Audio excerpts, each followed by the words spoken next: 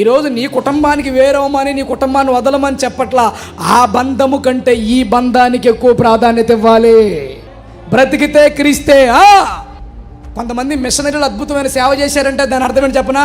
నీకు మేనమావగా పిల్లనిస్తా, నువ్వు ఎంత ఎత్తున్నావో అంత డబ్బు నేను కుమ్మరిస్తా, మా అమ్మాయిని పెళ్లి చేసుకో అంటే సాధు సుందర్ సింగ్ అన్నాడు, నీ పిల్ల కంటే నాకు దేవుడే ముఖ్యం అన్నాడు. గద్దార్ సింగ్ పిల్ల ముట్టుకుంటే మాసిపోద్ది, అంత అద్భుతమైన అందం. దేవునికి స్తోత్ర. నువ్వు నన్ను ప్రేమిస్తున్నావా, దేవుణ్ణి ప్రేమిస్తున్నావా?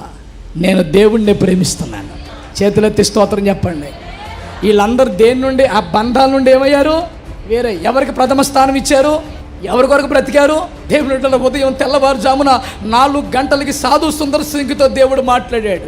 ఒకప్పుడు బైబిల్ కాల్చేశాడు. బైబిల్ కాల్చిన కానుండి అతనికి మనశ్శాంతి, అతనికి నెమ్మది లేదు. ప్రియమైన దేవుడు ఒక్కొక్క రోజున దేవుడు అనేవాడు ఉంటే నాతో మాట్లాడాలని ఒక రాత్రి నిర్ణయం చేసుకున్నాడు. 4 గంటల లోపల దేవుడు అనేవాడు నాతో మాట్లాడాలి, లేకపోతే 5 గంటలకి లుధియానా ఎక్స్ప్రెస్ మా ఇంటి దగ్గర నుండే ట్రైన్ వెళుతుంది, తలకై పెట్టి నేను చచ్చిపోవాలనుకొని నిర్ణయించుకున్నాడండి.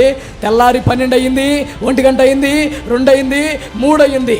4 గంటల ఖచ్చితమైన సమయంలో సాధు సుందర్ సింగ్ ఇంటి చుట్టూ గొప్ప వెలుగు ఆవరించి సుందర్ సింగ్ అనే స్వరం వినబడుతుంటే ఎవరు?